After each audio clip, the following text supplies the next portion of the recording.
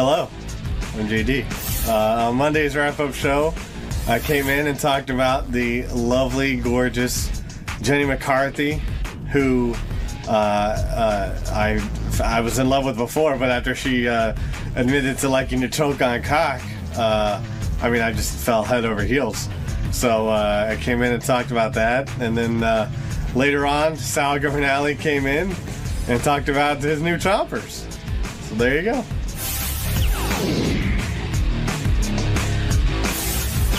Let's talk about Jenny McCarthy, because she looked fantastic today, and I think the person who really was the most gaga over it used to be Gary. Gary has admitted Jenny McCarthy, he's a big fan. That was his free pass, and he really dug her. But I think that was eclipsed by JD today, who was in love with Jenny McCarthy and got to go in at the end of the interview and totally fumbled it and then told Benji he loved him, which I did not know where that came from, Ted. So we'll talk to JD about him meeting Jenny. But when Jenny said why she hadn't come in for a number of years, she said it was autism and she was sort of depressed and dealing with the issues and this and that. And Howard went back at her a couple times and she stuck to her guns, because one thing Jenny does say is that she's not going to lie and she'll answer practically any question, which she did about, her blowjob research, her 3-hour orgasms, her using the calendar method for birth control, which I think is insane. God bless her. And now she's moved on to a better place with Jim and Oprah sort of out of her life. And now joining us on the wrap-up show is Jenny McCarthy's biggest fan, who within, I would say... I don't know if I'm her biggest, but... today you were. Well, yeah, today, listen. 15 seconds into the interview, JD was hooked. And then when you went in 15 seconds in, she goes, I love choking on cock. How can that not be, that's like magic to a guy's ears. Yeah, especially because now I have it as a drop. But, especially from a hot chick. But you were above and beyond. Then when you went in there to talk to her, you told Benji that you loved him? What happened there? I don't know. No, I didn't. I didn't know what to say. She was looking at Howard. I don't think she turned over to me once, by the way. You didn't get the time of day? She said that Twitter fame didn't work in your favor? She was locked in on Howard, and I was just like, all right, I'm just going to get out of here. I love you, Jenny. For some reason, B came out. I don't know. But it's not Benji. What about her gets you going so much? There's a lot of women who pass through these doors, but I've never seen you react quite like that. Well, she is a beautiful woman. And, a lot of these ladies, they want to be sort of, ladylike and not sort of, they want to hide the dirty side, behind them, or, they don't want to vocalize it. How do you know they're all dirty? Hold on, that's a whole other conversation. But she was like up front with, she loves sex and she loves to be a dirty girl. So there you go. You love the way she talked. Of course. Who doesn't love it's Jenny McCarthy talking dirty. What is there not to like about that? She was like Jack Black at Tropic Thunder. I want to lick the ball. Yeah. Of course. Do you think he's surpassed you in terms of digging Jenny McCarthy? Absolutely, because I was digging her, but I was trying to, and the best part Gary is... has to be a professional, and he's married. I have no limitations. That's true. But usually, this is how I know JD was really into her. Usually when you throw a guy under the bus, he goes, oh, that's bullshit, the bullshit. He comes in, yeah, I want to tell you, you're fucking hot. Well, yeah. But that damn Brian Urlacher's got to be in the way. Do you think Jenny would bang Howard literally this afternoon if he wanted it? Absolutely. And it's always been that way. She's always been pretty into him. You mean if she wasn't with it? Yeah. Yeah, if they were both single, she'd totally bang him this afternoon. She's definitely attracted to him. There's something going on between them, and she's sort of, I don't know how quickly can Howard get a blood test. Yeah, right. Do you think Howard regrets not banging her during his single time? I'd say that if there's a top 5 list, it's her and Jillian Barberie would be the 2 top ones, and I don't know how to fill in the rest. Who's wilder, you think, Jillian Barberie or Jenny McCarthy? Ooh. Got to know your head? I got to think about that one. Well, that's total fits with Jillian. That was the joke. Yeah, I don't know. That's What do you think, JD? Give me your assessment, because I know you love both of them. I don't know, but man, that would be a competition to watch. I'll tell you that. I guess I think that Jenny's probably a little wilder because she was naked in magazines. But I think Jillian would be naked in Playboy if Fox would let her. So I don't know. It's a tough call. Jillian seems to me like she sincerely loves sex more than Jenny. I can't tell with Jenny, this is just my thing, how much she's just having fun with the reaction of people saying it. No, I mean, she's been on the show before. I think she's being pretty genuine. Doesn't matter. Son of hot. John, you're on the wrap-up show. Good morning, fellas. How you doing? Good. I hope you can hear me all right. I'm on my cell phone there. No, I can hear you fine. What's your question? My only disappointment is after Jenny talked about how sexual she was, they should have got her on a simian. The Sibian, you mean? No, an actual monkey. Oh, I'm telling you what, the way she was talking about having long orgasms and things like that, that would have made for classic, like that one gal that's supposed to have the brain tumor or whatever, that I can't think of that porn star's name that was on there that had that massive orgasm with the guy that created that Raven thing. Alexis. What were you going to say, JD? Well, should I tell him what I came into Gary's office and I was like, we need to have her demonstrate this oral technique because she keeps talking all about it. And, I wanted to see it. You wanted me to get a banana. You were very specific. I wanted someone to get something in there. But I mean, Howard tries to gauge. That's on display. I mean, she could be very sexual talking about what she's doing, but Howard tries to gauge that. And it could be insulting to her. Even though she was talking about what she was talking about, it might be insulting to get her on the Sibian. And she's got more appearances coming up. And, Well, she was alluding to it at the beginning. Yeah, at the beginning, you're right. Yeah. She did mention it. And then I thought to myself, oh, that'd be really funny. Maybe she'll get on the Sibian because she's wearing underwear. It's not that big a deal. But she said she wasn't wearing underwear. And then she even said something that her private parts would engulf it or something like that. I thought she had ridden the Sibian. Who was the big one that Carmen Electra. Carmen Electra. She wore it with. She did it with underwear on. Did we? Was there something with her peeing in her pants afterwards? Tickle chair. Was that Jenny? Yeah. No. Okay. Jenny peed in the tickle chair? She sure did. I don't remember that. When it comes to piss, I don't forget. I get all my water. I'm getting my water in the tickle chair confused because I think So Maria Menounos was the one who spilled all the water on her, right? Yes. It was a creepy grin again. No, because I was the one doing it. That's the creepy Matt in grin. California, you're on the wrap-up show. We all have it, Gary. Hey, Matt. Hey, how's it going? Good. Hey, listen, I just want to talk a little bit about Jenny McCarthy. Yeah, she was a great guest today, and I got to agree with the last guy about the city and would have been awesome, but she's just very open and very candid. It was a great interview again by Howard. He's just one of the best interviewers probably ever, and it's just pretty awesome. It was really good show today, and Bill Walsh was good, too. Yeah, I mean, the sex stuff with Jenny was amazing. I've never heard anybody come on the show who has any celebrity at all and be that open. But even the stuff she talked about afterwards, I still thought was great as well. Although JD wanted to go back to her blowjob techniques. Oh, yeah. Yeah, I thought she was a really good interview. Thanks for calling. Sal, I see you in here. You went in towards the end of the show to defend your new teeth. Congratulations on that. And congrats on your new show. Thank you, my friend. But it seemed that this is one of those situations where Howard had to tell you, don't cover your teeth when you're laughing. I don't want Gary to see them and make fun of them. That's where I'm going with this. First of all, you look like Ross when Ross on Friends kill got his me teeth now. whitened. And As long as my teeth don't smell like Ross's teeth, I'll be fine. Sorry, Ross. But Gary started Ross. All right, look like Ross how? Ross from Friends. Oh, shit. Oh, my God. I can't believe But good work. Oh, my God. I was talking about. I said Sorry, Ross from Friends. Oh, fuck, did I put my foot in my mouth? You sure did. You are one of a kind. I just kicked out my new teeth. But this was one of those situations where it seemed like Howard told you were inappropriate, therefore you're like, you know what, I guess I see that, when you were getting them and the jokes you made and things like that. But do you really feel like you did anything wrong when you were in there? I think I'm a normal guy. I think I'm getting my teeth done. I have a little gas going. I have a beautiful assistant to the left of me. If you're so normal, how come you're the only one that seems to get in this kind of trouble? I don't know. That's, you guys bring it to light. But it should be like everybody should be. You should hear every day, oh, my God, some guy went to the dentist office, used the N-word. You don't only hear about you. Yeah. Well, I didn't use the N-word I didn't use the N-word, not N-word in a derogatory sense, like when that black guy stole your chocolate, Gary. I used it singing along to a song. It's going back to the hits. But I thought I tried to make the best of it. It was very painful. You know, Gary, how it is. It's you're under a lot of pressure. It hurts. There was pain involved. Not much pain, but at first he missed a spot or two with the Novocaine, and God, my balls went right up my ass. He went, whoa, because you clench up, and I kind of wanted to break the ice a little bit. Can we clarify something? I've heard you paid $12,000, $6,000, Right. $18,000, paid nothing. What's the truth? I paid $6,000 for around $5,800 for the lab work, for the teeth itself and the lab work. The dentist did the work, put on the teeth, and they did the gum shaving for free. Why? Well, he offered it to me for free. But who is he to you?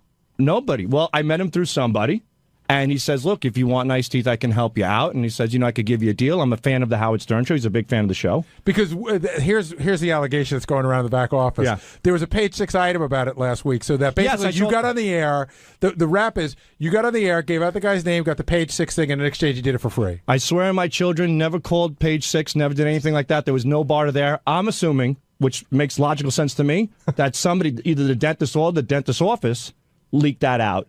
That occurrence did happen. They did put me in a separate room, and they waited for her to leave and then for me to go in because they were afraid she was going to be offended by seeing me. I never besmirched her, like they said. So when the news came out, I don't even know what besmirch means. It's all right. Keep going. So when the news came, Scott the engineer comes into my office that morning, and he goes, well, you made the papers. And he hands me the newspaper, and I read it. I'm like, wow, that's really odd. So, no, there was no tying with that. The dentist did give me a break. They are big fans Well, of it's the not show. a break. A break is a break in price. He gave it to you for free. Yeah, That's not really a break. He gave it to you completely for free, except for what it cost him. Right, pretty much. So Now, that was very nice of him. But why would he do that just for you? Like, do you ever feel weird about taking it?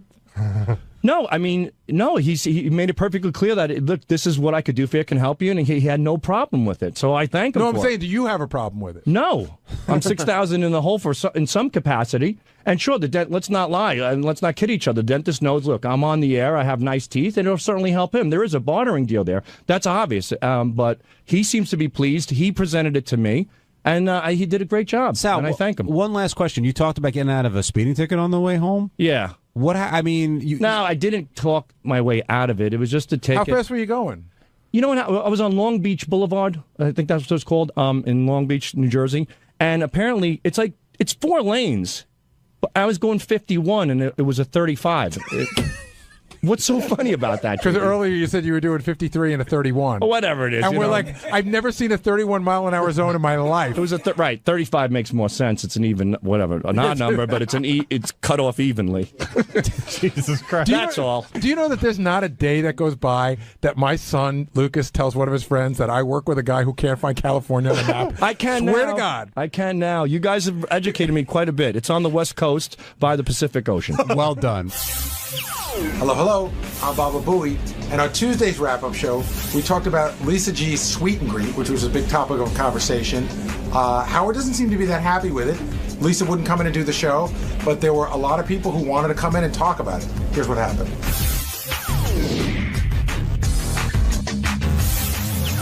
A lot of people, not just Ronnie, but he was in there pretty vocal about it, but a lot of people are upset about this Lisa G meet and greet issue. And the first thing I want to tackle, Gary, we kind of talked about this off the air, is Lisa treated differently because she wasn't sort of raised by the show? She came in from the outside.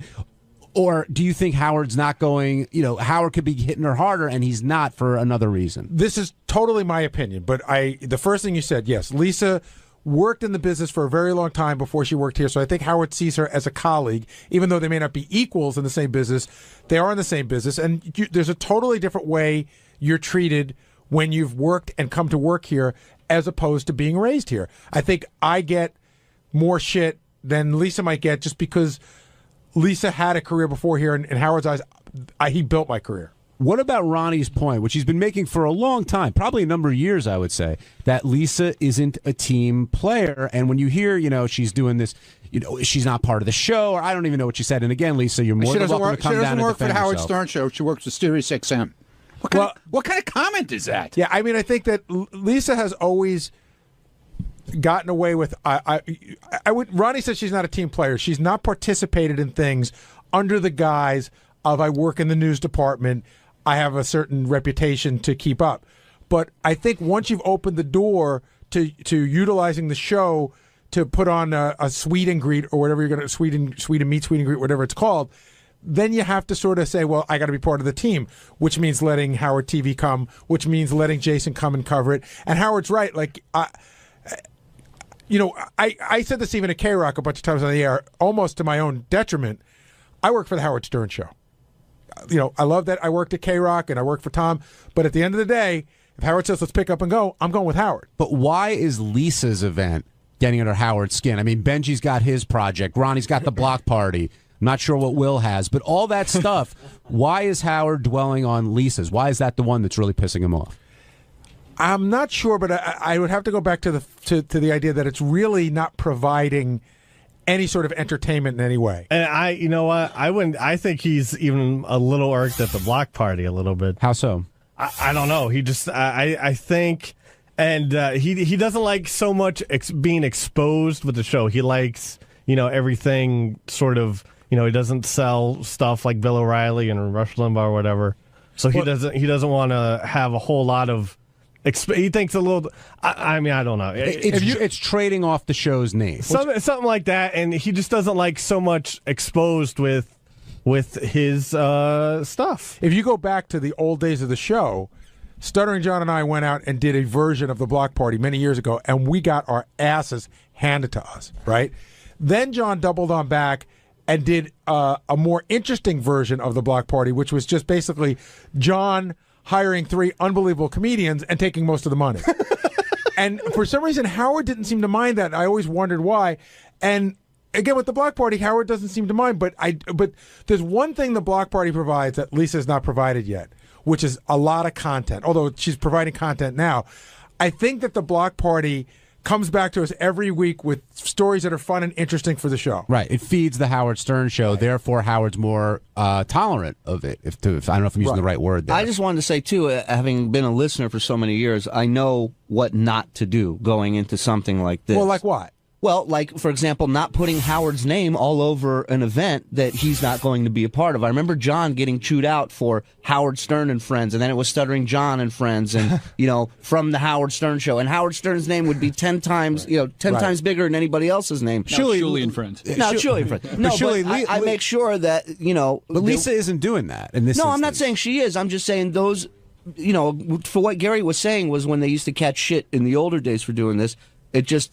you got to go into it respecting the fact that he's the reason why we're all getting a chance to do this. Ronnie, why do you think Howard's so bent out of shape about Lisa's event? Pretty much for the same reason everybody else is thinking it, because there's nothing there. She's not doing anything. She's charging a lot of money. Baking and talking. She's not even, well, according to what I heard, you're going to have to pay $103.49.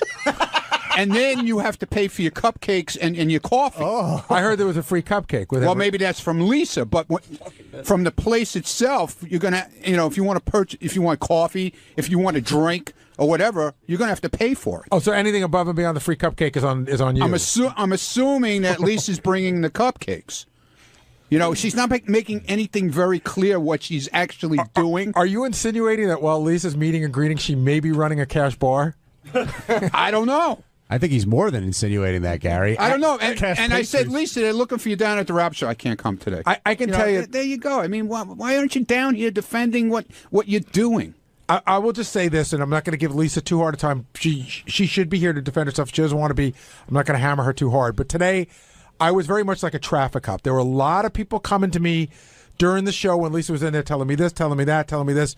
And all roads seem to lead, at least people's belief that works here, is that this is all based out of some sort of jealousy that Lisa has towards almost everybody on the show, in the sense, like, why does the block party get to go out? Why does Benji get to go out? Why does John Hein have a TV show? Why does Lieberman get to go on CNN?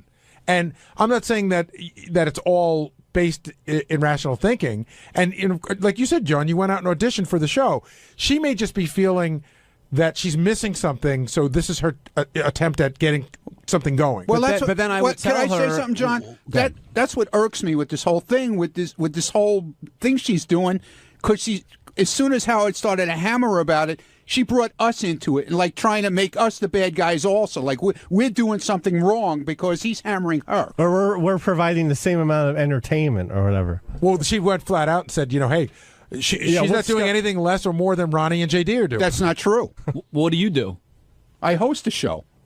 And that's what she's doing. She's hosting. Yeah, but she's not hosting. And there's nothing beyond her hosting. She's not introducing, like I'm introducing Shuli. I'm introducing JD, or he's introducing me, or whatever. I'm introducing. So you want credit for introducing JD? That's a what show you do? needs an MC, okay? That's what I started off doing. There's nothing beyond the MC. I never said I was. What do you do, Dopey? Dude, I was Fuck never off. Get out of here. I was never Stop said I was a lying. fucking comedian. No, in but this whole thing. Will's making a point here. I mean, Lisa is hosting the He's not event, making a point. He's being being the an MC. asshole. No, she is. But what is she giving with it? A cupcake? Yes. For $103. Well, you could talk to Come Lisa. on. It's okay. So I'll play devil's advocate. It's there's women who listen to the show who may not want to go to the block party because Okay. it's a little racy for them. Right. They're more in Lisa's sort of thinking.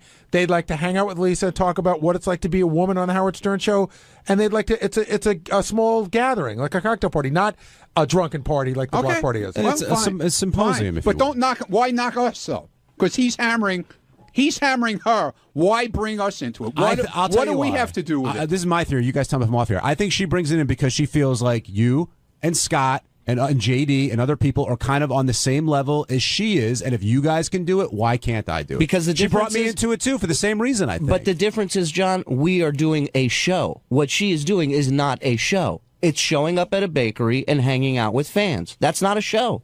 That's a Q&A. That's a town hall meeting. But okay, so I'll jump on that one, and I'll say there's plenty of people who go to college campuses, and that's all they do is a Q&A. They'll That's go in fine. That's fine. But don't pull in a comedy show and say this is the same exact thing that I'm doing. It's not. It's just not. There's a show. There's content. Aaron and Dayton, you're on the wrap-up show.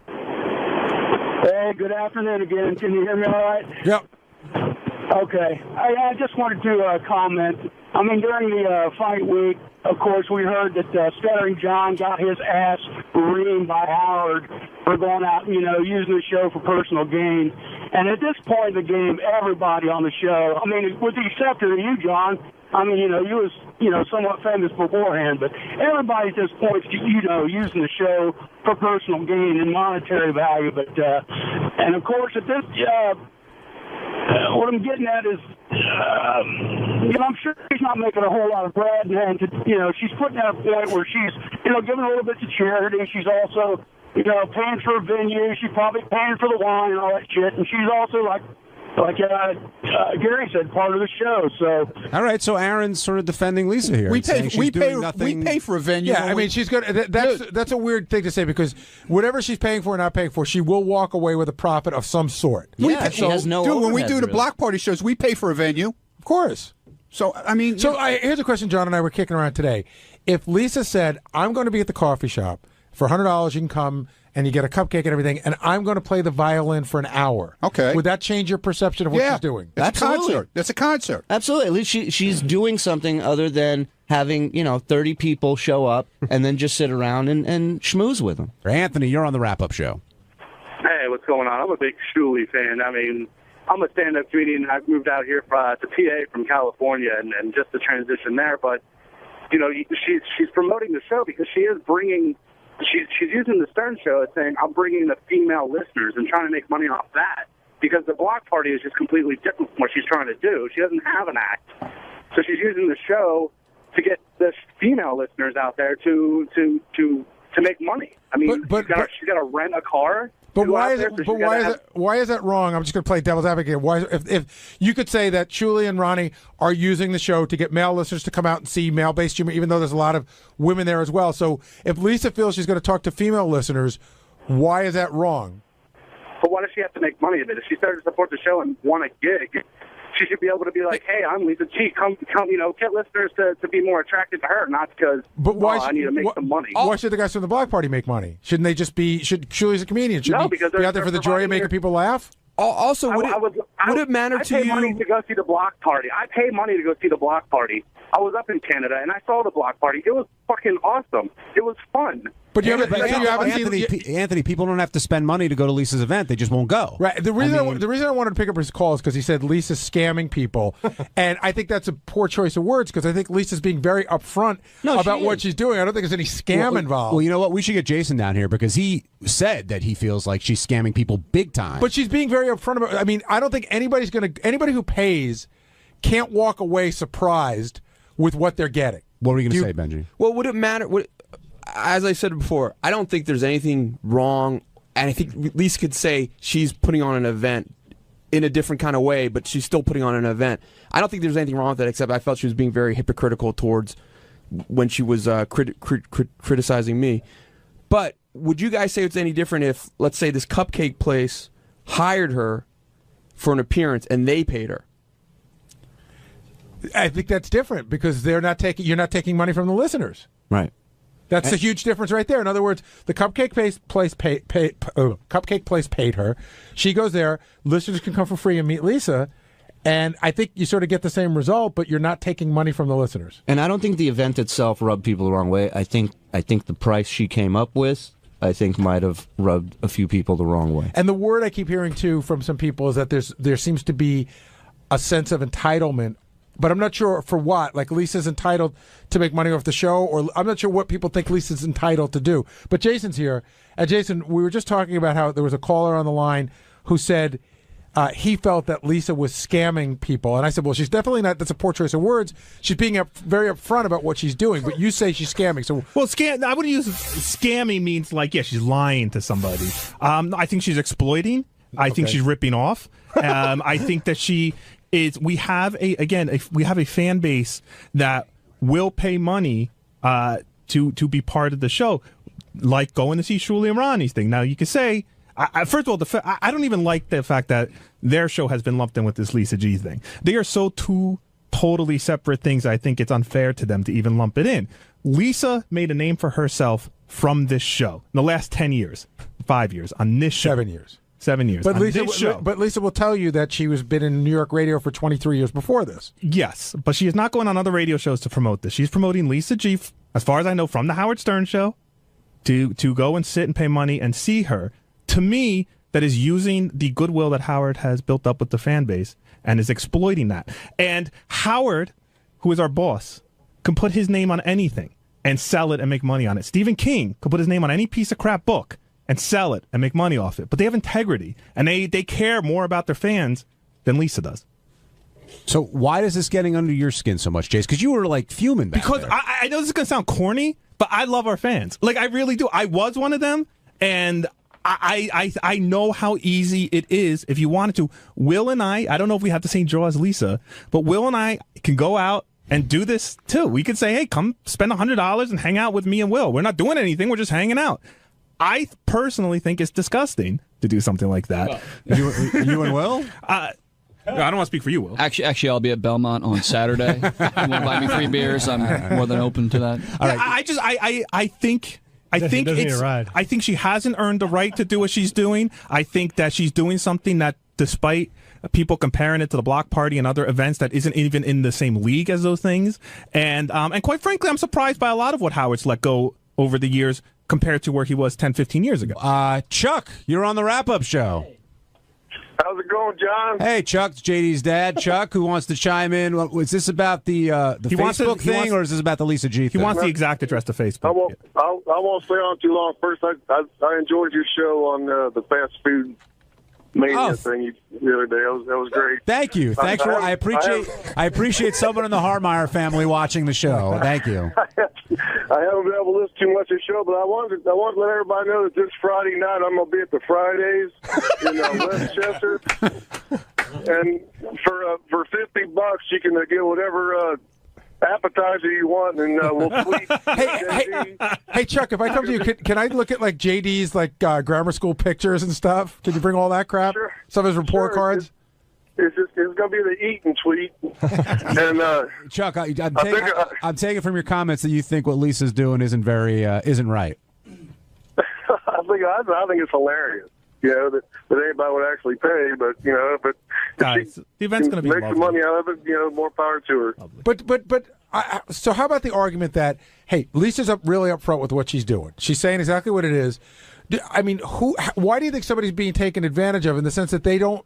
Somebody says, "Hey, I want to meet Lisa G. I'm willing to pay that kind of money." You're taking advantages of people's passion to this show that she had, of course, a part of in it because she works here and contributes to the show. But this isn't this is. But you're not going to meet. You're not going to meet Howard. That's a given.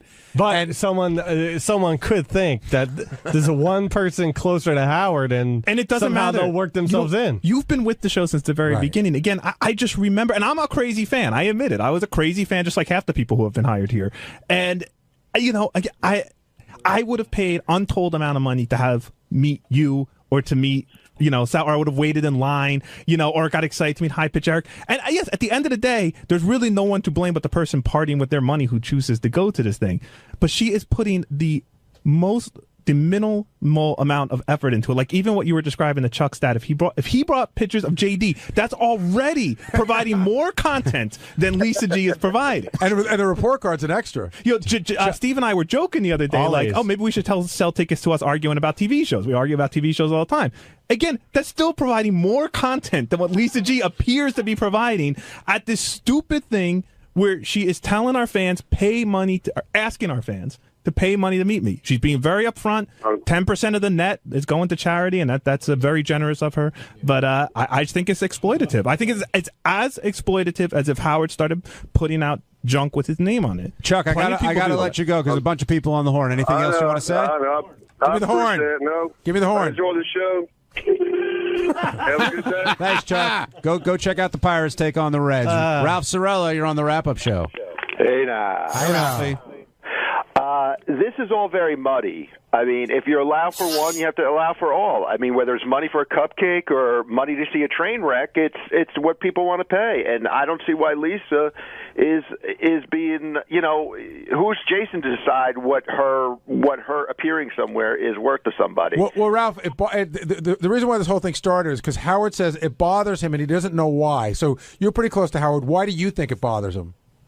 Well, listen, I know what Jason's saying in the sense of like, hey, she's not doing much. She's just coming there and showing up. But you know what? That's what an evening with Bill Cosby. Bill Cosby just shows up. Maybe people want to go there for Lisa's personality. Maybe she's going to give recipes. I don't know what the fuck she's going to do there, but I don't know how that's any different than the block party. But you don't know how that's different than the block party. Hold on. No, I don't. We'll explain that in a second. But all that being said, Ralph, Gary's question is a good one. Like, why does this get under Howard's skin versus the block party, versus the TV shows, versus Benji Song, Bill versus Cosby, all the other stuff? Why do you think this is irking Howard? Because this isn't, but maybe because the block party is such a train wreck that it provides content on the show. Rodney goes out there and acts like an idiot, and then you've got tape of it, and Howard TV is filming it, and it provides content for the Howard Stern show. But I think it just sends signals to you can't allow one and not allow the other. Like, who are you guys to sit there and decide? Like, okay, well, first of all, okay, we don't. Howard okay. does. Yeah, but Ralph, wouldn't you agree that? And I was going to get into this a little bit, but you brought it up.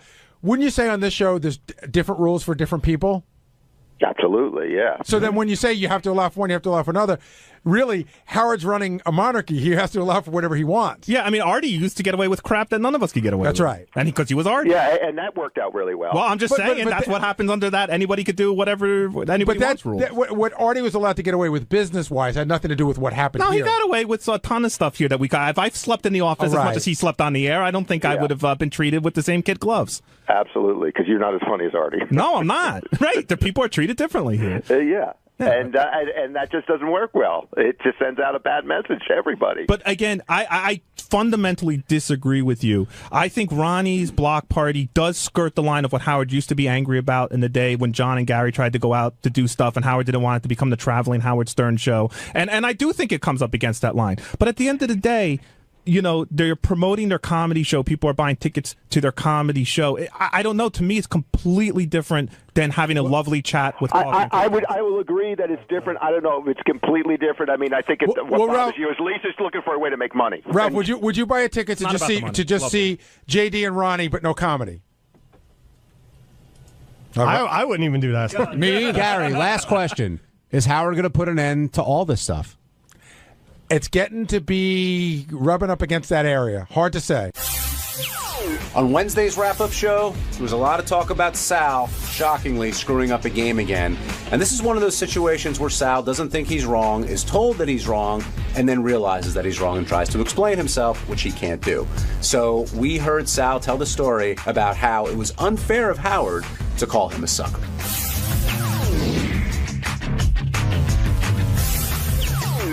Now joining us on the wrap-up show, the great Sal Governale, who said, Howard, you're a sucker at least 20 times today. Actually, Sal, you refused to say it. That's right. Those were the drops being played, but... Why won't you repeat? Why wouldn't I say it? Yeah, repeat after Howard. Because I wouldn't. It wasn't true. If I did something where he felt like a sucker, I would have said it. Sal, do you feel like the show was used at all in order for you to get those teeth? Or do you think they're two independent things? Yes, absolutely. I made that perfectly clear on your wrap-up show last time. I said it's inevitable. There's certainly a bartership deal. People are not stupid. The guy was a fan of the show, and I certainly got a break because he was a fan, which is understandable. But we discussed it wasn't a break. Right, then the break comes back and bites you on the ass. Nothing is ever really a break. There's a price to be paid, whether it's monetarily or getting the shit kicked out of you by Howard Stern. There's a price to pay, and I've learned it the hard way. Sal and I talked a little bit today. I was explaining that some of the money was for the actual physical things needed to do this, and the rest of the money was free. Yeah. So Sal didn't really get a break. He really got the dental work for free. Right. And I explained to him that, as Sal said, nobody gives something for free for nothing. They're always looking for something. Let me take a step back on this. Sal, do you feel you were unfairly blamed for the problems with the Bigfoot game? Because that's how this all started. At first, I thought I was. But listen, I'm the one who created the game. The glitch was there. Guilty as charged. But you said you double-checked it. What did you mean by that? I double-check all my work. In this particular case, and I don't know why. I don't know why I do these things, but I always give my... That seems to be the mantra this week. I heard Tim saying that earlier in the week. It's almost like, how people have a guardian angel? I have like a guardian bully. When I'm going... A black cloud? Yeah, when I'm going in the right direction, somebody's kicking me in the balls, just throwing my mind off a little bit, because I always give my CDs to Scott to double-check. And like when Howard asked me, did Scott double-check this one? I said, no. And that's when it hit me. I'm like, he didn't double-check this one. I did, but...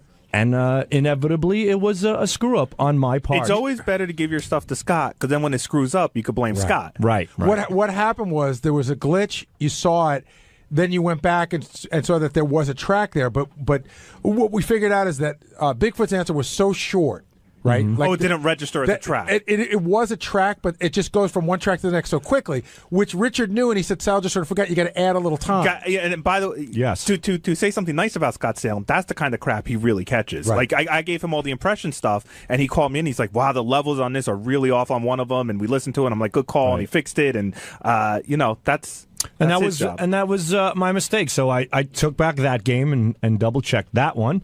And I had Scott check it. As a matter of fact, I went to Gary today and I said, Gary, give me all the games back. So I'm going through every single game right now as well. There was a great moment, though, where the game fucked up, so I just start yelling, Sal, to just see where he is. Sal was on his way in, but Howard did play the answer, but Sal didn't realize there was a fuck-up. So Sal starts yelling at me, you owe me a fucking apology, asshole. Fuck you. Wait, can I just say, because I have my headphones on, you guys went from 0 to 1,000 the second Howard said that this isn't working. There's a reason why. Before, you guys were yelling so loud at each other that you couldn't hear Howard screaming about who do I have to blame, and I didn't know what was going on. You came out with... It was definitely like a sibling moment. What happened was I just yelled Sal as loud as I could to see where he was. I was coming around the bend. I was by the Howard TV room. I saw what happened. I'm like, whoa. Came around the bend, and Gary goes, Sal, where the fuck are you? What's going on? I go, Gary, and then I heard, as I was coming, I heard Howard fix it. I heard the track come through. I'm like, all right, it was a Howard issue, with the CD player. I go, Howard just fixed it, Gary. How about an apology? So Gary looks at me and goes, fuck you. Yeah, that's where I started hearing everything. So then Gary sits in his office. I go, how about an apology for that? And Gary goes, go fix your teeth, asshole. I go fix your fucking teeth. And all of a sudden, waiter, Sal, Howard wants you. It is fucked up. I'm like, oh, God, no. All I hear over my head. So this whole argument was going on over attitudes. And in the end, I was called into the studio thinking I was victorious, and boom. But what you didn't realize was when you were in the studio. Right. When you were in the studio, you still didn't realize you were wrong. You didn't realize you were wrong, and Gary is screaming. Yeah. He's deflecting. He's deflecting. And I mean, you were charged up, Gary. Oh yeah. Well, yeah, he was trying to make it go somewhere else, but you didn't realize you were wrong. So Right. you were, no, Howard, I don't know what you're wrong. Yeah. And then I was sitting there going, oh my God, Sal's really digging the hole deeper because he doesn't know he's wrong yet. Yeah. How did you it. not know you were wrong though? Like in what? Well, I like, was arguing with Gary. I got called in, and I thought Howard called. I thought somebody sent up a note that Gary and Sal are fighting over the track. So in my mind, I'm thinking, all right, I'm going to go in, and then Gary's going to get called in, and Gary apologized to Sal. Here I am thinking it's going to be that way. And by the way, I just want to say, the desperation move if I'm beating you is you bring up the sleeping.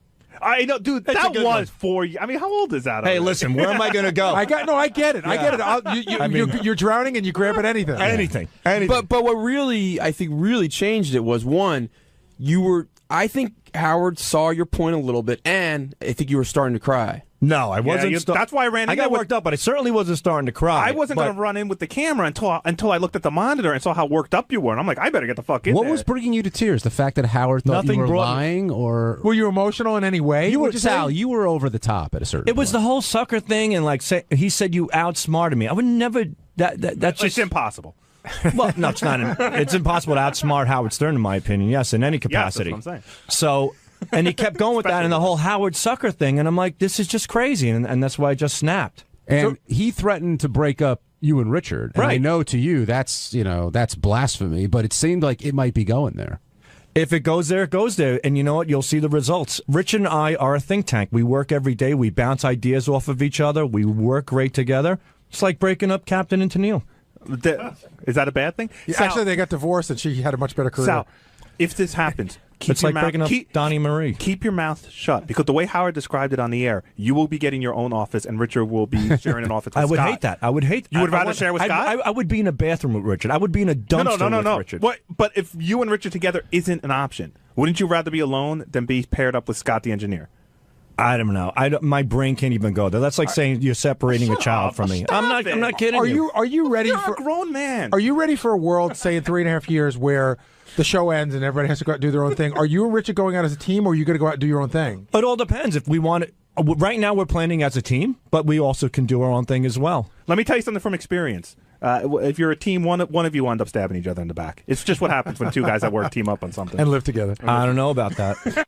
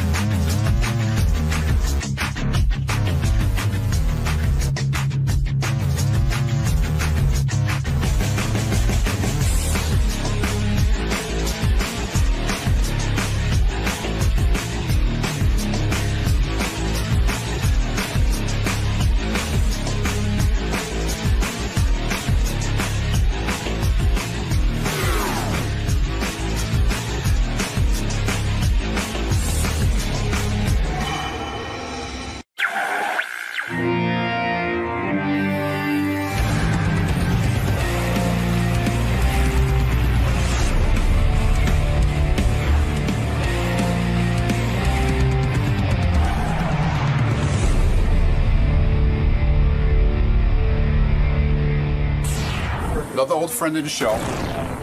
You gonna have a stupid comment about that? No, I have no stupid comment. All right, I'm just asking. Only intelligent ones. Oh, okay. You have an intelligent comment about that? A rock and roll legend. Okay. And an old friend of the show. Okay. All right.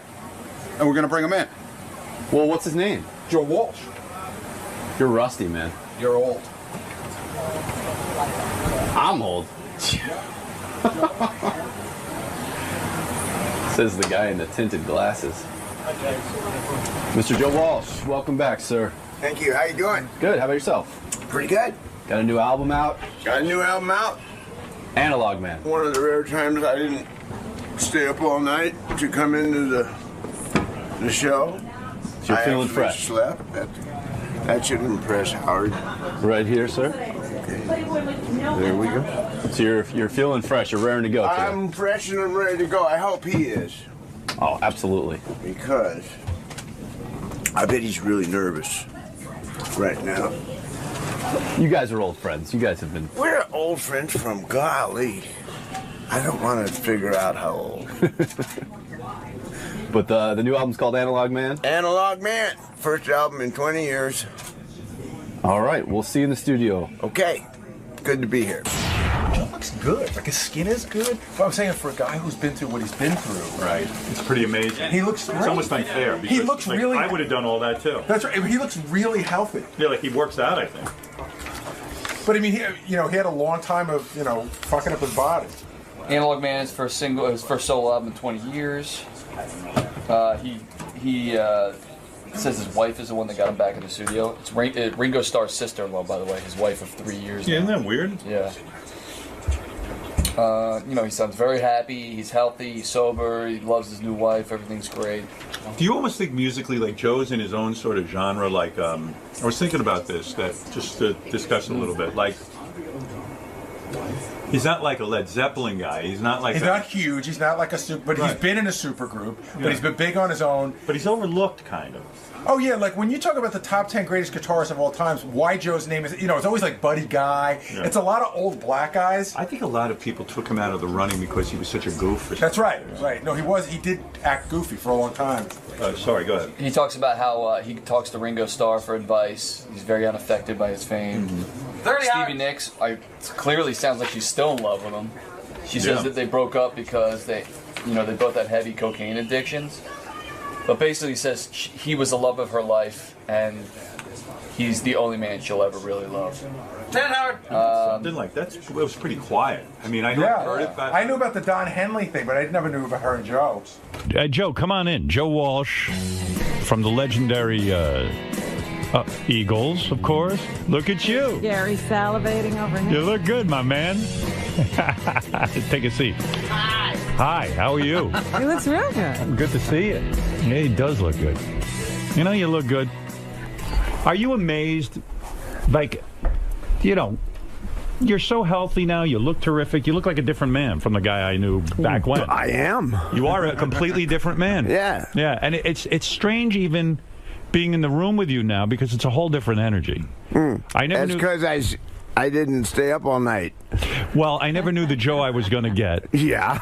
Do you ever go back and look at your old appearances, whether it's on this show or wherever you were, where you were really completely fucked up and on, you were drinking? I don't even know back then. Were you just drinking or were you coking and heroin and whatever you had? Really?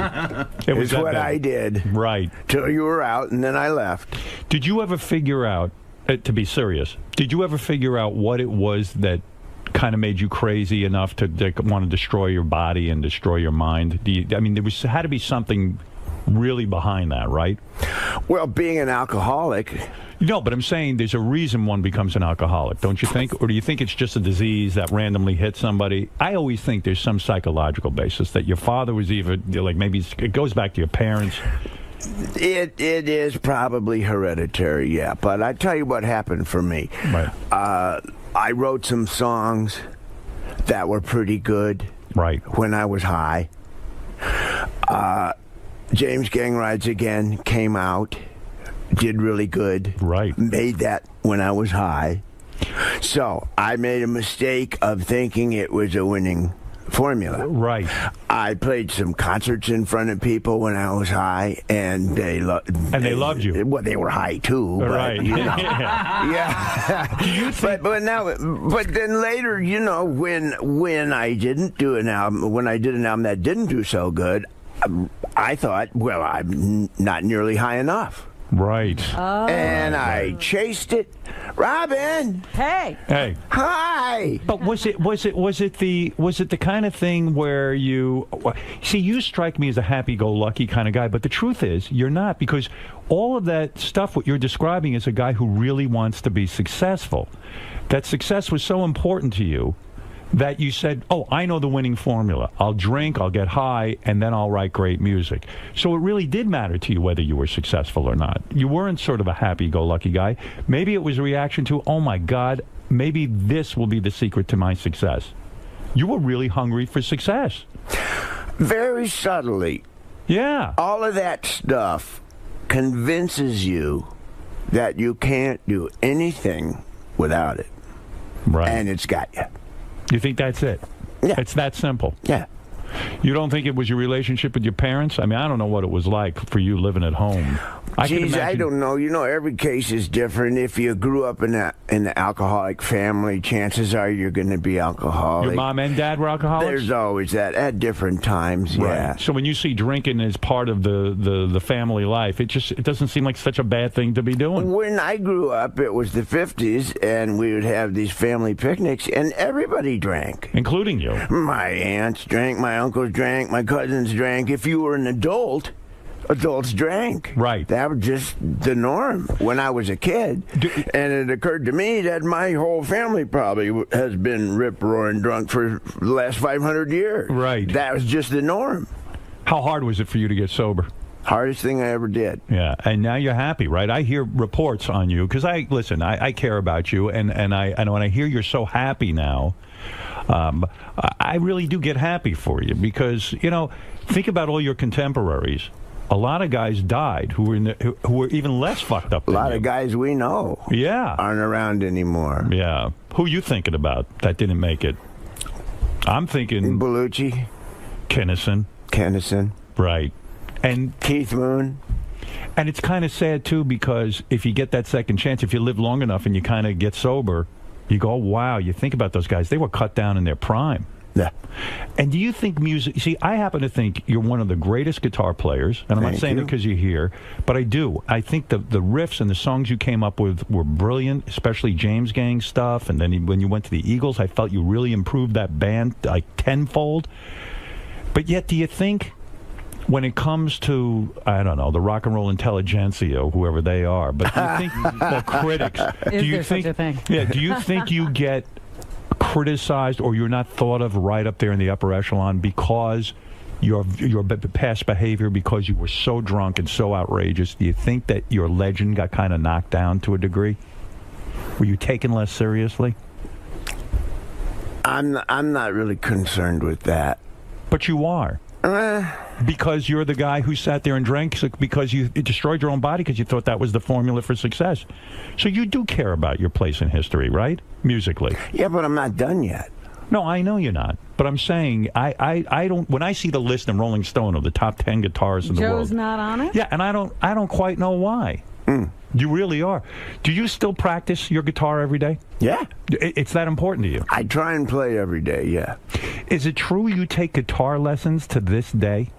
That you still take guitar lessons? I'll sit down with somebody, yeah. I'll sit down with somebody and ask them how in the world do you play that, like Brad Paisley. Right. I'll sit down with him and say, hey, man. Why is that? Because you can't figure out how he did that? Well, probably, but it saved me 5 or 6 hours if I just ask him. But does anyone ever come to you and say, hey, Joe, teach me how to play? Teach me how to do that? Not really, but does that bother you? Bothers me. You're the guy who should be giving guitar lessons, not getting guitar lessons. Well, you know what I'm saying? Who does he think is the greatest? Who are your heroes musically? I've never asked you that. You were always too drunk. Couldn't get a straight answer out of you. Do you have musical heroes? No, I had heroes then. They were just different ones. Jim Beam. Yeah. Seriously, who are your heroes? Well, the guy that's the grandfather of us all is Les Paul. Right. The guy who really invented the guitar, the electric guitar, right? The pickup and echo and multi-track recording. Did you get to know him? I knew Les, yeah. Yeah. Were you happy with the inventions and what he did to the guitar? Because you're a guy who in your new album you talk about analog, man. You can't stand all the new technology. It's kind of like I'm just a regular guy. I don't know from all this technology. Well, I'm not against it. I'm not an old analog fart who came out of the woods. Right. I don't think analog's better. It's just, you got to admit. But you're upset with technology. You don't like now in the Eagles that your fellow Eagle members sit in a studio and they use all these Pro Tools and everything else, it actually slows down the music making process. It changes it. It makes it more complicated. Easier. Here's two things it does, okay? Okay. One is you can fix anything. Which is bad. Bad, I think. Temptation to fix everything. You lose the soul of the music, don't you? If we'd have had Pro Tools when we were doing Hotel California, we'd still be working on Hotel California. Because what you're saying is Hotel California has imperfections, so to speak. And those imperfections are kind of the cool things about it. The charm. Human. And so when you get in the studio now with the Eagles, they sit and go, wait a second, that note's just a little bit out of tune, or it's a little bit off. Let's fix it.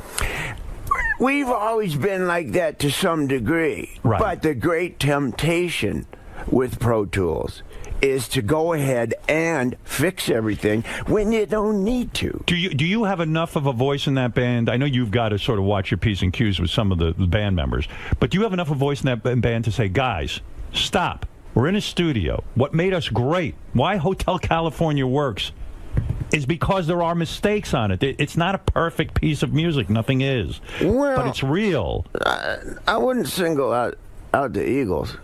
You say they all do it.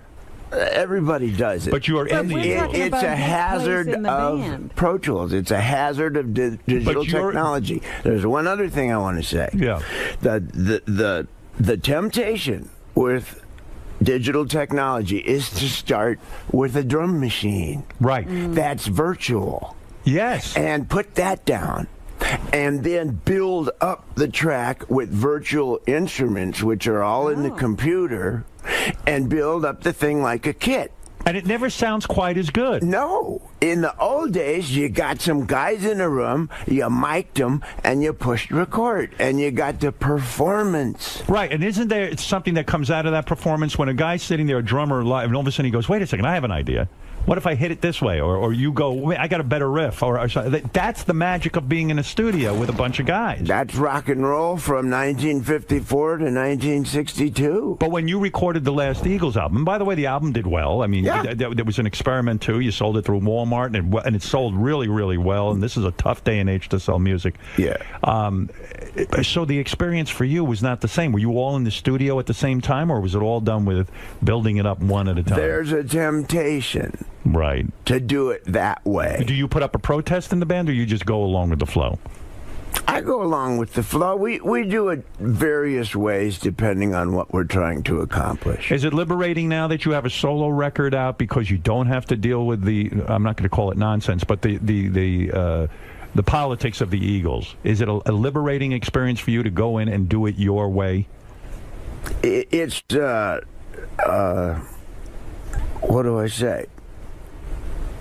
Yeah, but I mean, for all of us, I mean, Don's down in Nashville doing his own thing, recording. Glenn made an album. But for you get to do it your way now. I get to do it my way, yeah. Is there a part of you that goes, I'll show these fucking guys how an album should be made? Nah. Never. Nah. There's no anger there, no bitterness. Nah.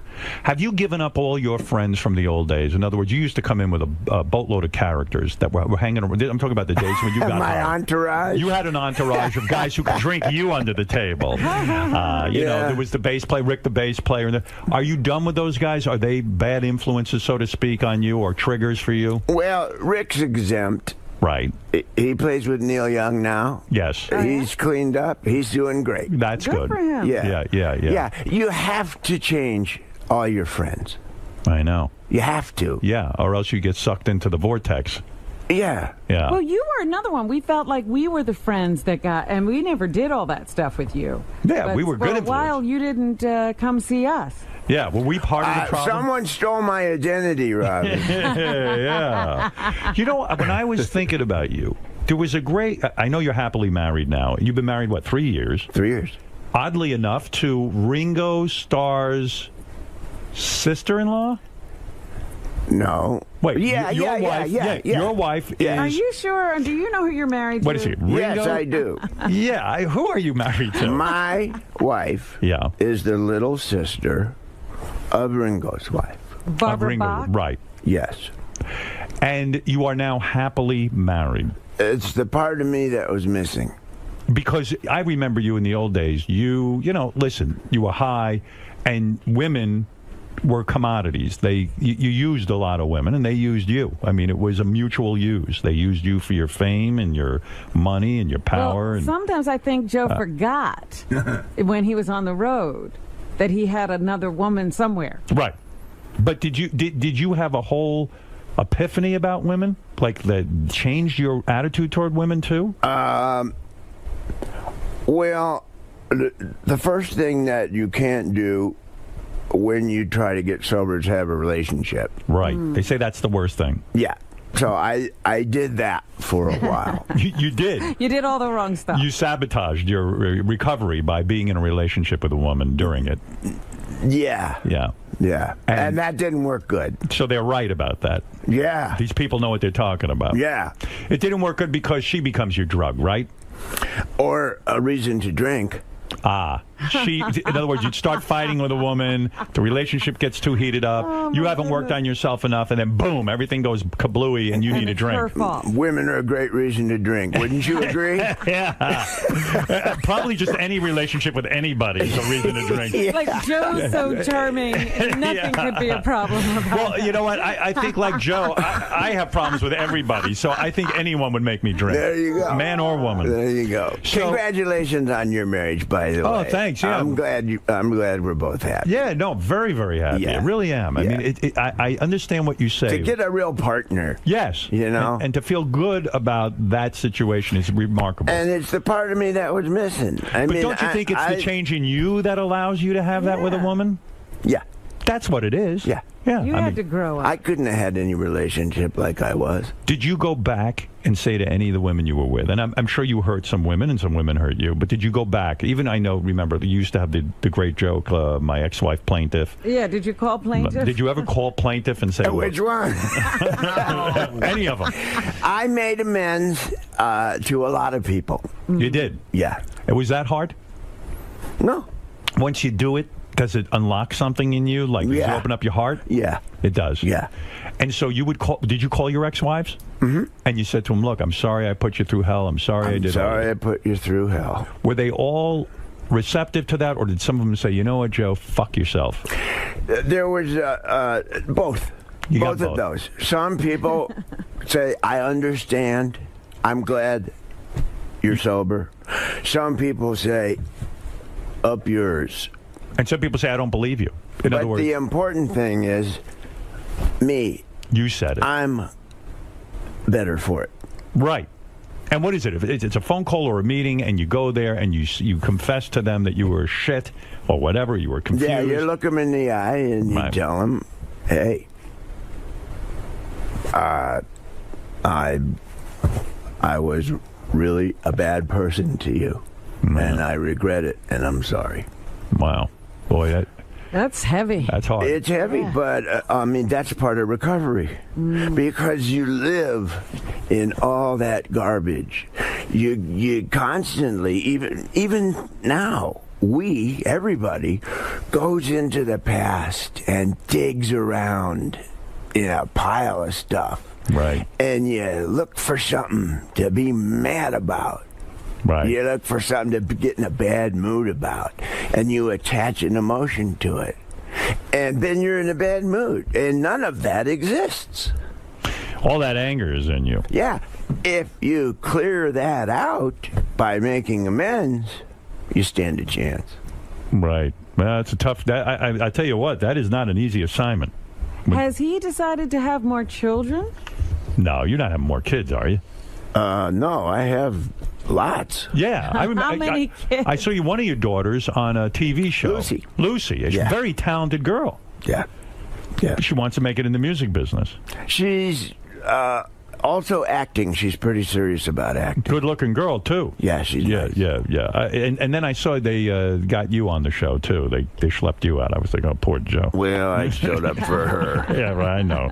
I knew you didn't want to be there, man. I was just watching it, and I go, oh, my God. Me and Dee Snider. Yeah, you guys are all on there. We showed up for our kids. But I know what that show was. Yeah. I enjoyed the show. Yeah. But it was the kids of rock stars who show up and they had a competition. Yeah. So, but you see these competition shows. That's not the way to really make it. I'm a judge on one of these shows. I know you are. How's that going? I love it. I love it. But I tell everyone. In fact, Thank I don't God know. you are. Well, you don't want to know something? In Vegas, I tell these guys, I don't know if they're going to show it. They don't show everything I say. But I said to them, you got to remember, a lot of hard work goes into it. When I saw them fucking off or doing something weird, I'd say, I know musicians.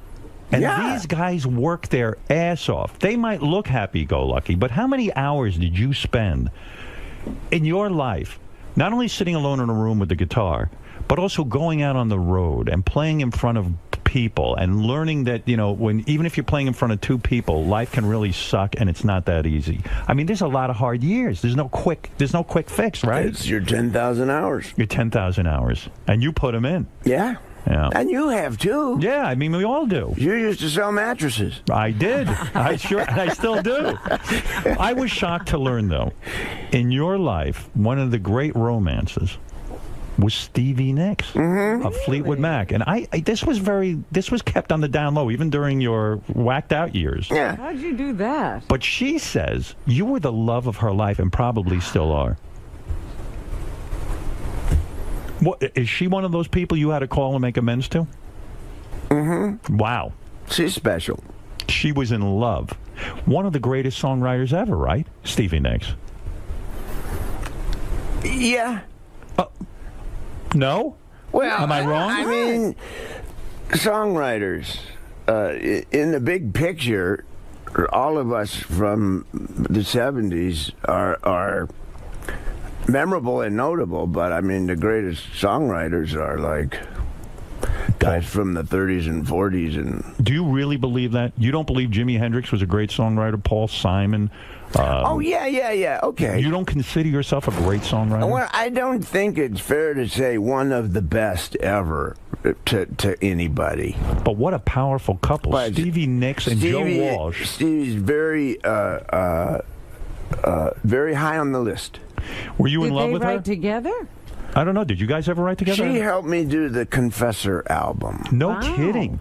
She rode shotgun with me on that one and gave me some direction. And she's really good at the craft of songwriting. Which means what? Sitting down and really putting a pen to paper and actually trying to figure out the lick and all that? Left to my own devices, I will have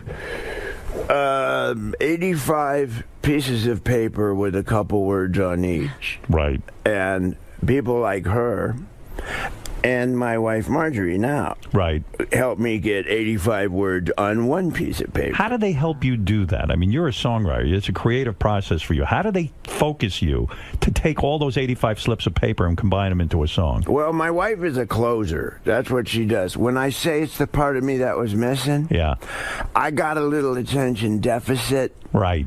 But in the 50s, that wasn't diagnosed. You were just difficult. Right. But I got it. Yeah. I see that in one of my sons. I learned about it, and I had it screaming in the 50s. It's one of those things that affects you where you can't keep your mind on one thing. You can't complete tasks. I have a great idea, fantastic idea, and I get it started. And wait a minute, I have another idea. So there it sits. I'm reading a book about this. It's called Get Things Done. Yeah. Do you ever read this book? No. I've just started reading it. I just learned about it. Yeah, so I have great ideas lying all over the place. And what do you do? Do you speak into a little tape recorder? And how does the songwriting process go for Joe Walsh personally? Would you be fucking around with your guitar?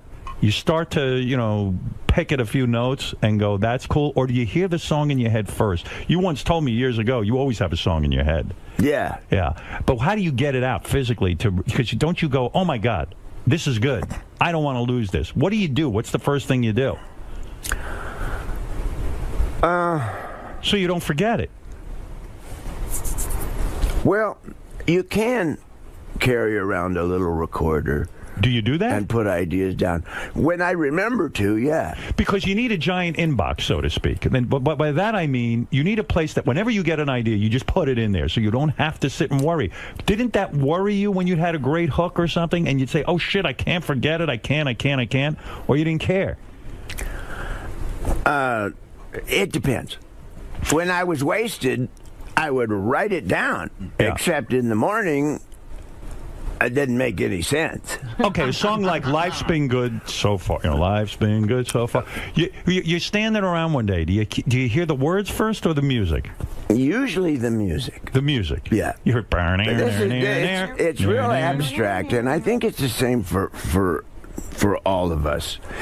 You hear an idea, and it's kind of a symmetry. So that did you hear? So when you say you heard an idea, symmetry, was it like? Yeah, as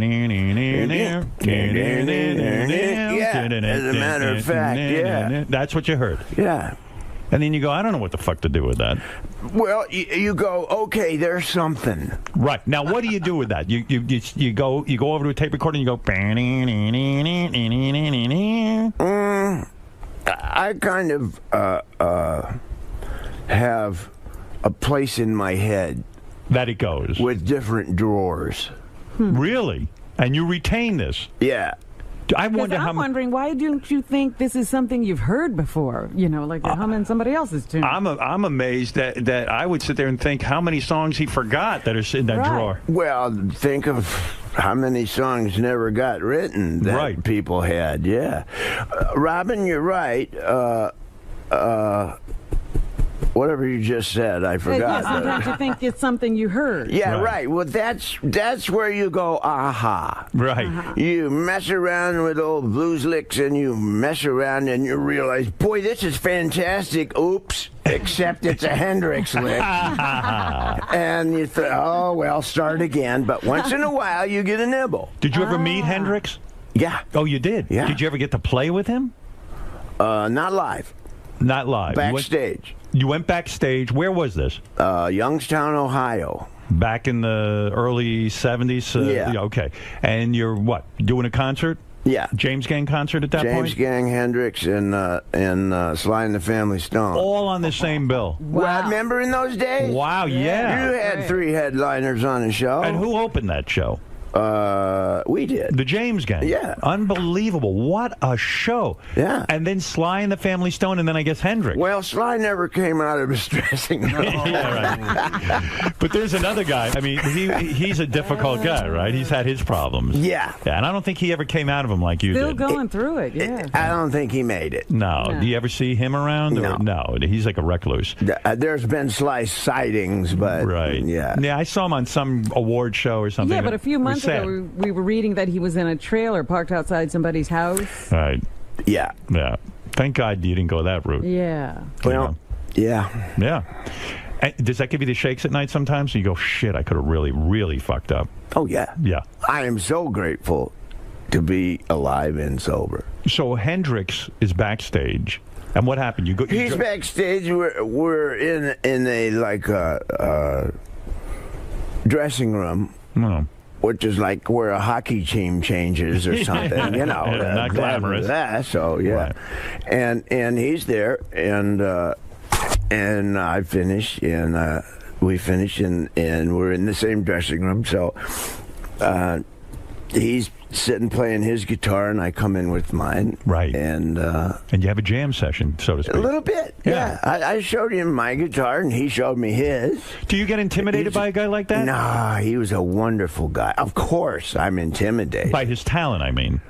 By him. He had an aura. I mean, he had feathers on. I mean, it was terrifying. Well, you talk about that. I read that Clapton and a bunch of other guys at the time who were considered top guitarists all went to see Jimi Hendrix when he first came on the scene. They went to a club and they all looked at each other and they went, shit, we don't even really play the guitar. What the hell are we doing? What are we doing? That was the famous story. Generally thought by the community, yeah. What the hell are we doing? Did you feel that way? Yeah. You did when you played with him. When you played with him, did he say, oh, wow, Joe, maybe we should get together in the studio and do something together? Or it never got that far? No, never got that far, but he showed me his guitar, and I paid attention to how the heavy strings, light strings. Right. How high are the strings? What's the action? Because he was a tough one, because he was left-handed. Right. So everything was backwards. That's why he sounded like that. None of us right-handed guitar players could do what he was doing. Was he playing a lefty guitar? No. He was playing a right-handed guitar Upside with his down. upside down. Oh, wow. That's why he sounded like that. And that's kidding? why we couldn't crack the code. Oh, my God. That's See? fascinating. Yeah. That's why we were all hitting ourselves in the head. But that's why you're a great guitar player, because you're a student. You sit there. Those are the guitar lessons you talk about. Yeah. Sitting with Jimi Hendrix, it's a master class. Yeah.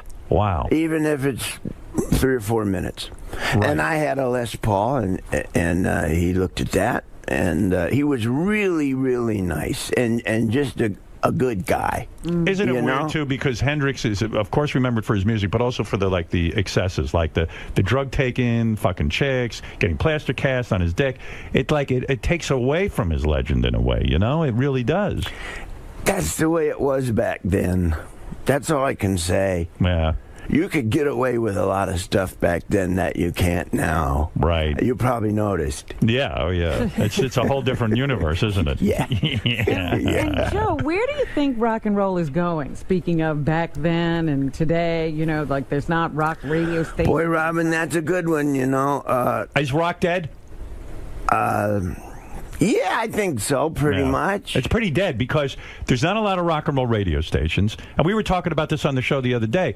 We were talking about that it's almost like, I think Robin said it, that rock and roll is going to be like jazz in a way. It's going to be just this art form that existed and was big, and then some guys will still play it, but it's not going to have. It's dead, but it's not dead, but it's not number one. Country's number one. But I never thought I'd see the day that, you know, rock and roll was such a part of my life. Howard, think of it. That's what Analog Man is all about. Right. The new album. The digital technology is nice, but along with it is this virtual world that we all go in more and more.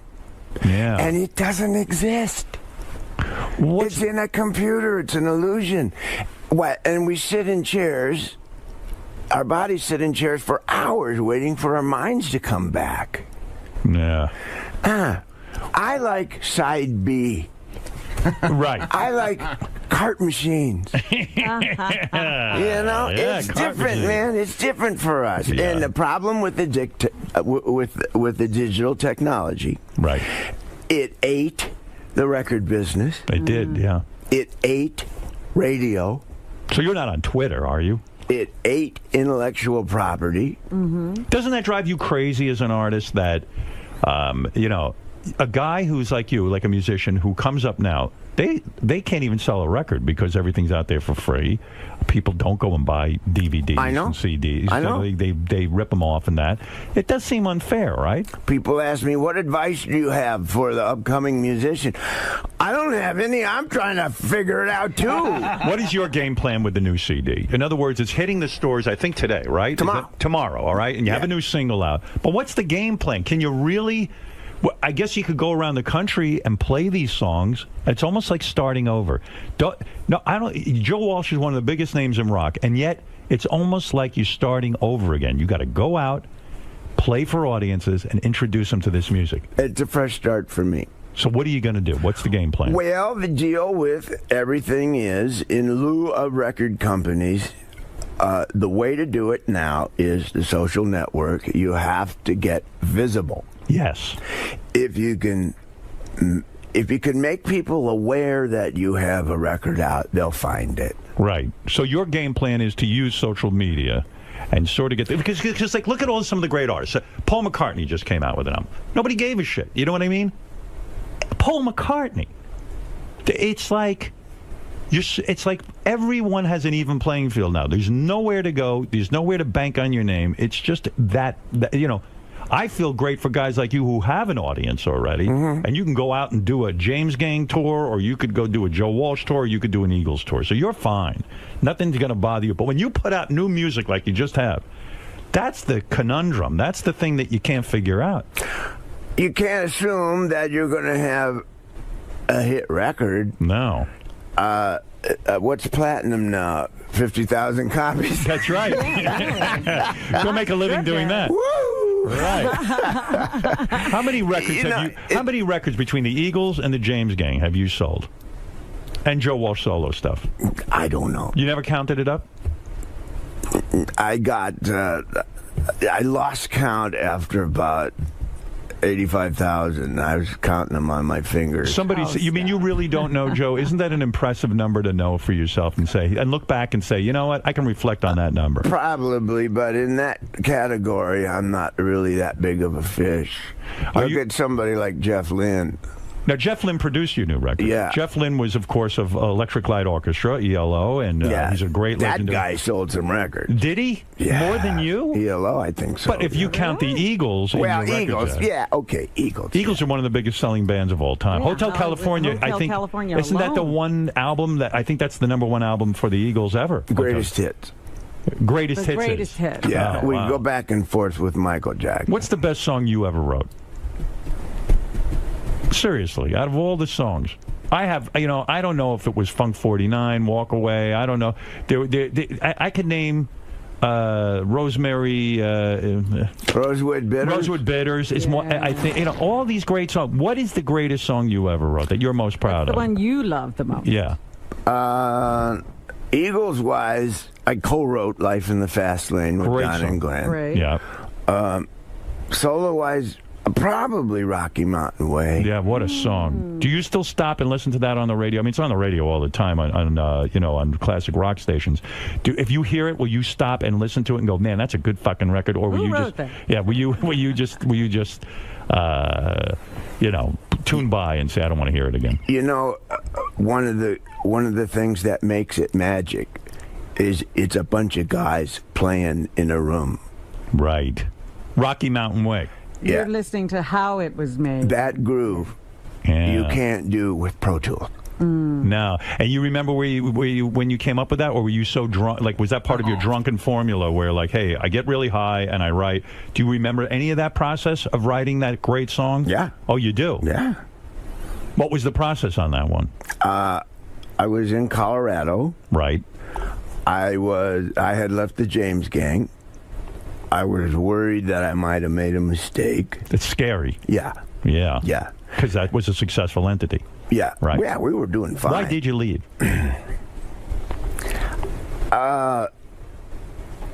Three-piece band. I just got saturated with playing really loud and being like a kick-ass guitar guy. Right. Playing through Marshalls and stuff. Why, you thought on your own you could, tone it down? I was hearing all these songs like with a piano. And they didn't want that. The other two guys were against it. Kinda. And also your audience demanded you be a certain sound.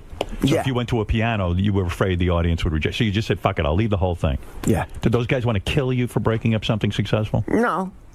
Did you call to apologize to them when you got sober? I didn't have to really apologize. I apologized when I quit. I just said, guys, I can't do this. I'm a musician, too. Yeah. Yeah. And I got to go have a look at that.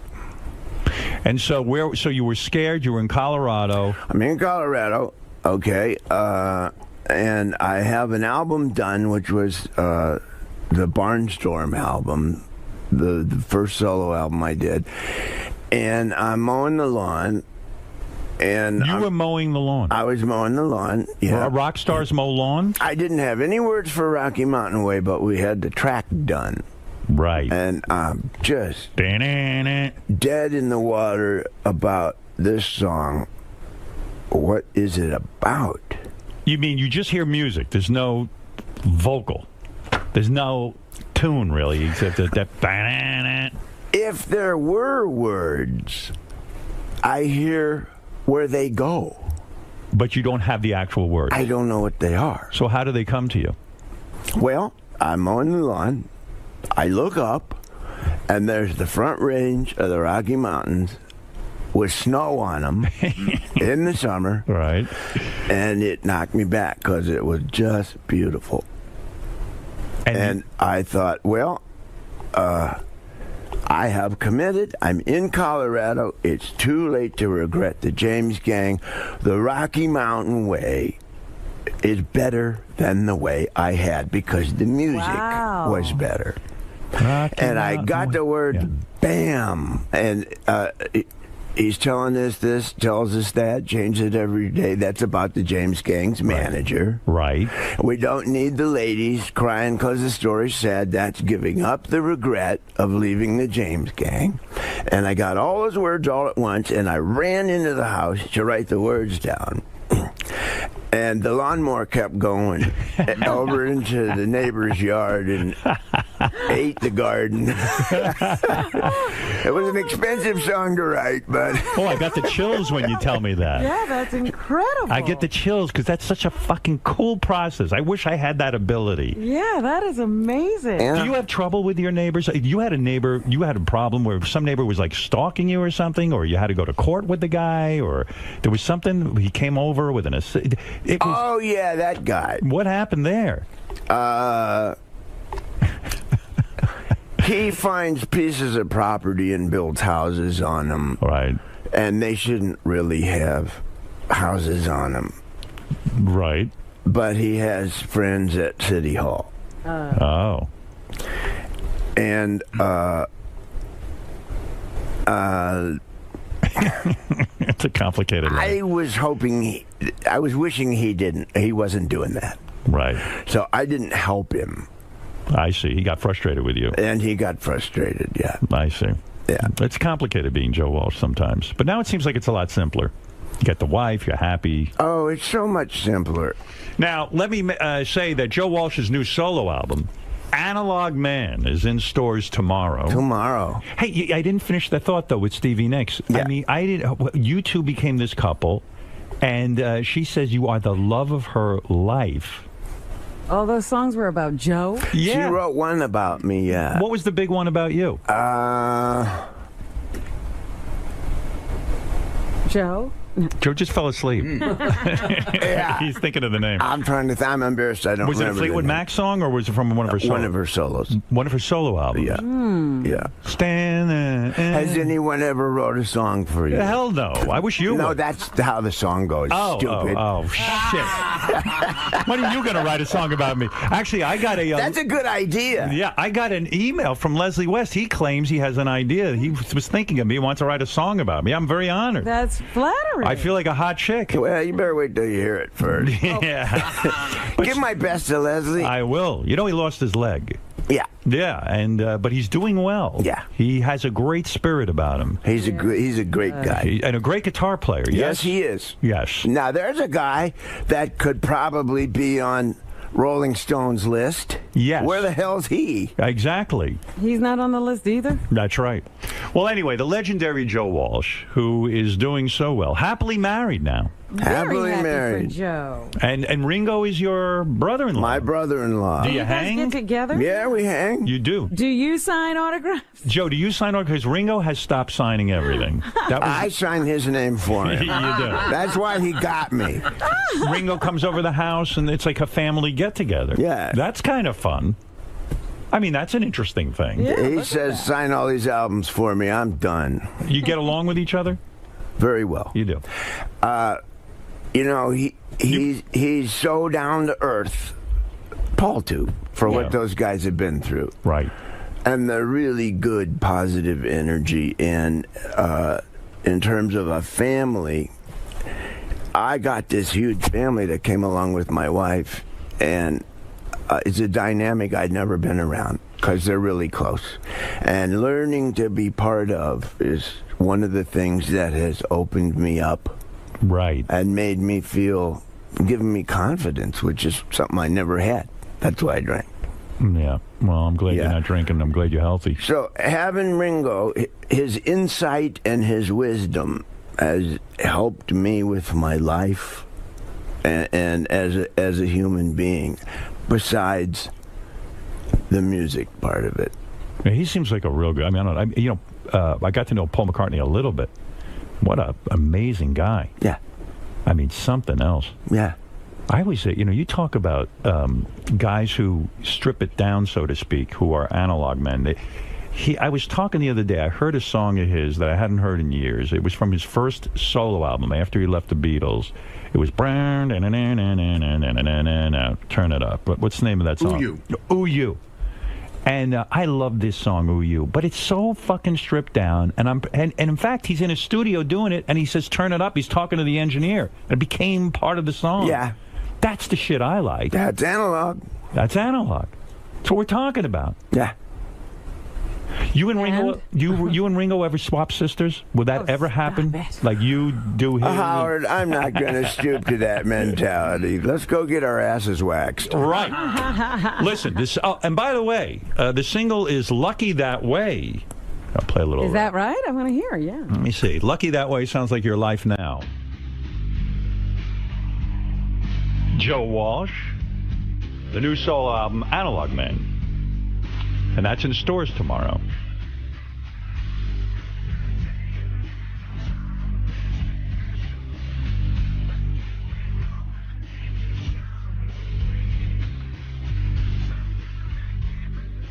Why do you always do that? In a lot of your songs, when you're singing about yourself, you say, I'm not that special. I'm like, you know. But you may know me. Even like in Life's Been Good, you're like, yeah, my fans love me, but I'm not that great an artist. Why do you put yourself down in your own songs? Well, I could either explain it or you could listen to the song. Okay. It's in there, okay. Oh, it's in there, all right. It feels good to be you. It does.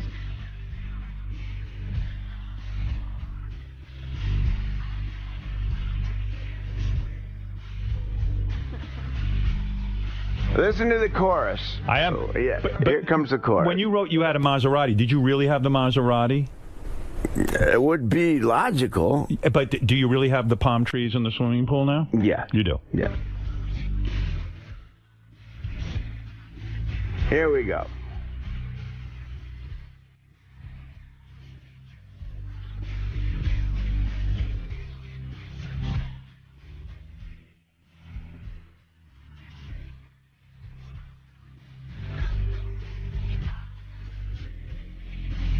Here we come. This is it. There you go. I'm just lucky that way. Yeah. What is it, Gary? How dare you interrupt my... He's handing me a piece of I'm paper. going to tell you what it is. Oh, here. Oh. That's a song that Stevie wrote for Joe. God, she must have loved you. What was the song? The song is called Has Anyone Ever Written Anything For You, as Joe said. And I thought he was talking to me. Listen to this lyric. You know I'd rather be alone than be without you, don't you know? She'd rather be alone than be without you. What the fuck did you do to this girl? You must He's just lucky that way. You must have banged her silly. Were you in love with her? As a sister. Really? God, she was. I mean, I imagine this was the 70s, right? I mean, she's like a soulmate, you know. You still talk to her? Once in a while. This was like in the 70s, right? I mean, was there a more beautiful, physically beautiful woman than Stevie Nicks and all that talent? I mean, you would think that's the whole package. I mean, that would be my fantasy. Were you not into her? No, I was, Robin. That didn't come out right. All I'm saying is that we were seeking refuge, kind of, in each other's presence. Because you both were into drugs at that point? Kind of, yeah, there was that part of it, but we were on the road, we had careers, we were both lonely. Why did you never marry her? Did the thought cross your mind at one point? No. And you never thought that way even in terms of like a powerful couple? Like, oh my God, there's two incredibly powerful people in rock and roll. Or maybe that would have been too much. Well, the relationship came and ran its course, as rock and roll relationships do. Does it get competitive? Like, do you sit there and she was in Fleetwood Mac at that point, I guess? No, she wasn't. She wasn't. No. She was a solo, or she was in Buckingham Nicks.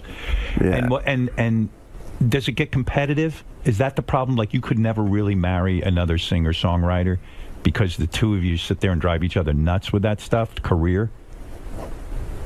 What made it possible was that we toured together. Right. So when you tour together, it's and we spent all that time together. But you were not monogamous with her, so she probably got jealous too. Because knowing you back in those days, you were not going to be limited to one woman. True? You weren't going to be limited to one drink and not one woman. You were an addict. We were both monogamous for that summer. That's That's a pretty long time. Yeah. So you A felt whole something season. for it. Well, in rock and roll, that's 10 years. That's a long time. That's a long time. When we stopped touring.